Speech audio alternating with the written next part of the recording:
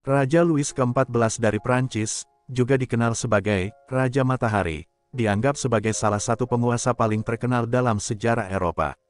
Louis ke-14 terkenal karena dukungannya yang kuat terhadap absolutisme, suatu sistem pemerintahan di mana raja memiliki kekuasaan mutlak dan kendali penuh atas negara. Dia menciptakan frasa terkenal, L'État, c'est moi, negara ini adalah aku, mencerminkan keyakinannya akan mutlaknya kekuasaan monarki. Selama pemerintahannya, Prancis mengalami perubahan signifikan dalam seni dan budaya, pertumbuhan ekonomi, dan mendapatkan pengaruh substansial di panggung internasional.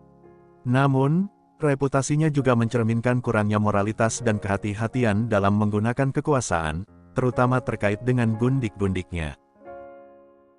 Louis ke-14, atau Louis Dieudonné, lahir pada tanggal 5 September tahun 1638, di Château de Saint-Germain-en-Laye, Prancis, dan menjadi raja yang berkuasa dari tahun 1643 hingga 1715. Dia adalah putra Raja Louis ke-13 dan Anne of Austria. Louis ke-14 naik tahta pada usia sangat muda, 5 tahun, setelah kematian ayahnya. Selama pemerintahannya yang awal, negara diawasi oleh kardinal dan perdana menteri, Mazarin. Sejak usia muda, Louis memahami bahwa kekuasaan ada di tangannya. Dia sangat percaya pada hak ilahi raja, ide bahwa raja ditunjuk oleh Tuhan dan dapat berbuat sesuka hati. Pada usia 16, Louis ke-14 bertemu dengan cinta pertamanya, Marie Mancini. Marie Mancini adalah keponakan Kardinal Jules Mazarin, Perdana Menteri Kerajaan. Dia adalah gadis cerdas, terdidik dengan baik, dan berbudaya yang memperkenalkan Louis pada literatur, lukisan, patung, dan subjek intelektual lainnya, yang kemudian memengaruhi desain Versailles. Pada tahun 1657, pada usia 19 tahun, Louis jatuh cinta dan ingin menikahi Marie. Sayangnya, Marie tidak memenuhi syarat sebagai istri yang sesuai bagi raja karena tujuan politik yang diperlukan dalam pernikahan kerajaan saat itu. Tapi mengapa? Bukankah dia gadis pintar, terdidik dengan baik, dari keluarga terhormat? Ya, itu benar. Namun, pada waktu itu pernikahan seorang raja Prancis harus memiliki keuntungan diplomatik, perdagangan, militer, dan agama bagi negara. Marie tidak memiliki keuntungan-keuntungan tersebut, dan kenyataan ini menghancurkan harapan baik Marie untuk menikahi raja maupun harapan raja untuk menikahi gadis yang dicintainya. Marie meninggalkan istana, dan hati raja hancur. Akhir yang benar-benar tragis. Namun, 3 tahun setelah akhir yang menyedihkan itu, pernikahan bergengsi akhirnya terjadi. Pada tahun 1660, Louis ke-14 menikahi Infanta Maria Teresa dari Spanyol, tentu saja, dengan semua keuntungan yang diharapkan. Kerajaan sangat menginginkan keuntungan-keuntungan ini, mengesampingkan kekhawatiran tentang penampilan dan kepribadian Maria Teresa. Dia memiliki rahang panjang yang sering diejek sebagai rahang Habsburg. Jika Anda tidak akrab dengan apa itu, rahang Habsburg, Anda dapat menemukan penjelasannya dalam video ini, tautan ada di deskripsi. Selain itu, dia tidak memiliki minat di luar permen, hewan peliharaan, bermain kartu, berdoa, dan kurcaci sebagai teman. Tetapi, Maria Teresa dengan cepat memberikan Louis pewaris laki-laki yang diinginkannya. Dauphin Louis lahir pada tanggal 1 November tahun 1661. Pada tahun yang sama, Kardinal Jules Mazarin, Perdana Menteri, meninggal. Dan mulai saat itu, Louis ke-14 mengambil kendali penuh atas pemerintahan Prancis pada usia 22 tahun. Setahun setelah pernikahan, Louis tetap setia pada Maria Teresa, tetapi kesetiaan ini tidak berlangsung lama. Saya kira kita semua tahu bahwa tujuan utama pernikahan seorang raja adalah untuk menghasilkan pewaris tahta. Selain itu, raja memiliki gundik untuk kesenangannya. Gundik resmi atau maîtresse en titre memiliki posisi terkemuka di istana. Gundik resmi menikmati status, berpengaruh dan kaya selama dia tetap menjadi favorit raja. Luz de la Vallière, maîtresse en titre pertama Louis, memiliki hubungan keluarga dengan bangsawan Prancis melalui Jacques de Courtarvel. Luz tiba di istana Louis ke-14 pada usia 16 tahun pada tahun 1660, awalnya diangkat sebagai pelayan utama Putri Henrietta, yang baru saja menikah dengan saudara Louis, Philippe, Duc de Lens. Namun, Desas-desus tentang hubungan romantis antara Louis ke-14 dan Putri Henrietta dengan cepat menyebar ketika Henrietta tiba pada tahun 1661, menjadi skandal besar. Pada saat itu, ibu Louis ke-14, Anne of Austria, ikut campur dan melibatkan Luz dalam situasi tersebut. Tugas Luz adalah mengalihkan kecurigaan dengan menciptakan kesan bahwa Raja Muda benar-benar tergila-gila padanya, bukan pada saudara iparnya. Namun, terjadi kejutan tak terduga dalam kasus ini. Luz, yang naif, jatuh cinta pada Raja dan dengan cepat melupakan Henrietta, sementara Raja membalas kasih. Daya tarik Luz bagi Raja adalah sesuatu yang sifat bangga dan pemilik Henrietta tidak bisa menyamainya. Luz tampak sangat sederhana di luar, tenang, dan pemalu, sementara Henrietta yang cantik dapat memikat pria hanya dengan sekilas pandang. Dia berhasil memenangkan hati Raja melalui sifatnya yang jujur dan tulus, bukan melalui tipu daya atau kesombongan.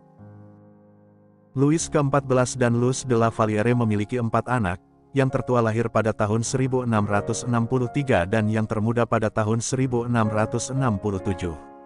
Luz tetap memegang posisinya sebagai gundik raja, tetapi popularitasnya menurun sekitar tahun 1666. Pada tahun sebelumnya, Raja Louis memberinya gelar Duchesse de la Valliere dan memberikannya tanah di Vauzouh sebagai hadiah perpisahan. Ini bukan semata-mata karena Louis telah lelah dengan gundiknya yang sudah lama, seperti yang sering terjadi pada raja-raja. Namun, Luz tetap berada di istana dan mempertahankan posisinya sebagai gundik raja. Pada tahun 1674, dia masuk biara Sainte-Marie de Chaillot dan meninggal di Paris pada tahun 1710. Sementara itu, tampaknya cerita lain telah berlangsung untuk waktu yang lama. Francois Athenais, yang dikenal sebagai Marquise de Montespan, dengan diam-diam berusaha menggantikan Luz sebagai maîtresse en titre yang baru. Posisi ini dianggap lebih bergengsi dan menawarkan lebih banyak manfaat, termasuk finansial, dibandingkan dengan pernikahannya dengan Marquis de Montespan, seorang bangsawan yang kurang terkenal dan memiliki kekayaan terbatas. Marquise dengan hati-hati merencanakan langkah-langkahnya, tidak dramatis atau mencolok, hanya serangkaian tindakan yang tampaknya tidak berbahaya untuk mendekatkan diri cukup dekat agar Raja memperhatikannya. Pada awalnya, Marquise mengembangkan hubungan yang ramah dengan Philippe, adik Louis. Kemudian, dia mendekati Ratu, mengenakan topeng kepedulian dan kebajikan untuk menarik perhatian Maria. Selanjutnya, Marquise de Montespan membangun hubungan dekat dengan Luz, dan melalui Luz, dia berhasil mendekati Raja. Dalam waktu singkat, Luz menyadari daya tarik pesona dan kecantikan penyihir itu. Marquise berhasil memikat Raja begitu intens sehingga ketika Luz melahirkan putra mereka, Comte de Vermandois, pada tahun 1667, Raja menghabiskan waktunya dengan Montespan sampai pagi. Pengaruh luar biasa Marquise de Montespan yang memikat Louis ke-14 melahirkan banyak rumor, menyarankan penggunaannya dalam sihir hitam, ilmu sihir, dan mantra pada Raja. Terlepas dari kebenarannya, sayangnya, mantra penyihir itu tidak bertahan lama. Cinta penuh gairah Raja memudar, dan Louis terlibat dalam hubungan dengan 3 wanita istana lainnya, dengan salah satunya bahkan melahirkan anaknya. Pada sekitar tahun 1678, Marquise de Montespan mulai menunjukkan tanda-tanda penuaan, menjadi semakin gemuk dan keriput. Pada tahun 1691, Marquise masuk biara dan kemudian meninggal pada tahun 1707, 3 tahun sebelum Luz. Francois Scarron, janda penulis Paul Scarron, menjadi favorit Raja bukan sebagai pencari keberuntungan yang ambisius tetapi sebagai seseorang yang sudah lama berada di istana. Pada tahun 1669, Francois datang ke istana untuk merawat dan mendidik anak pertama Marquise de Montespan, yang lahir pada tahun yang sama. Francois kemudian bertanggung jawab atas 6 anak lain yang lahir setelahnya. Dia menjadi pengasuh dan pengasuh yang dicintai anak-anak. Louis mengakui pentingnya Francois bagi keluarga besar tersebut, dan pada tahun 1674, dia memberikannya uang untuk membeli rum dari Duc de Maintenon. Dengan pembelian ini, Francois memperoleh gelar Madame de Maintenon. Meskipun Louis awalnya melihat Francois sebagai orang yang pemalu, membosankan, dan sulit dengan moralitas tinggi dan pandangan kritis terhadap gaya hidup tidak bermoral Raja, dia akhirnya membutuhkan wawasan Francois untuk menghargai dirinya. Meskipun Francois tidak menyetujui gaya hidup tidak bermoral Raja, dia menyatakan bahwa untuk mempertahankan kehormatan seseorang, hal pertama yang harus dilepaskan adalah kesenangan pribadi. Meskipun perbedaan pandangan ini, Francois tetap menjadi sosok penting di istana dan memperoleh gelar Madame de Maintenon. Semuanya ini, Raja tidak pernah lupa menghargai kebaikan wanita ini, perilakunya yang lembut dan penuh kasih, dan penampilannya yang memikat dan cantik, meskipun dia berusia 37 tahun. Louis cukup mengenal Francois untuk menyadari bahwa dia tidak pernah tertarik untuk menjadi gundik raja. Menurut pandangan Francois, moralitas dan kejujuran tidak mengizinkan hubungan seperti itu, karena seks seharusnya terjadi dalam batasan pernikahan. Pada saat itu, Raja sudah sangat mencintai Francois dan tidak bisa menerima perselingkuhan atau cinta platonik sebagai alternatif. Kesempatan untuk menangani masalah ini datang pada tahun 1683 ketika Ratu Maria Theresa meninggal pada usia 44 tahun. Louis memanggil Francois dan dengan diplomatis memberitahukannya tentang niatnya untuk menikahinya secara morganatik, pernikahan antara raja atau bangsawan dan rakyat jelata. Ini berarti Francois akan menjadi istri raja tanpa menerima kehormatan dan hak istimewa yang biasanya diberikan kepada istri raja. Francois sendiri tidak tertarik pada kehormatan dan hak istimewa ini. Pada sekitar Oktober tahun 1683, dia menikahi raja secara rahasia. Louis tampak antusias tentang kehidupan baru ini, dan hasrat seksualnya memungkinkannya untuk bersama Francois hingga 2 kali sehari pada tahun 1710, ketika dia berusia 72 tahun.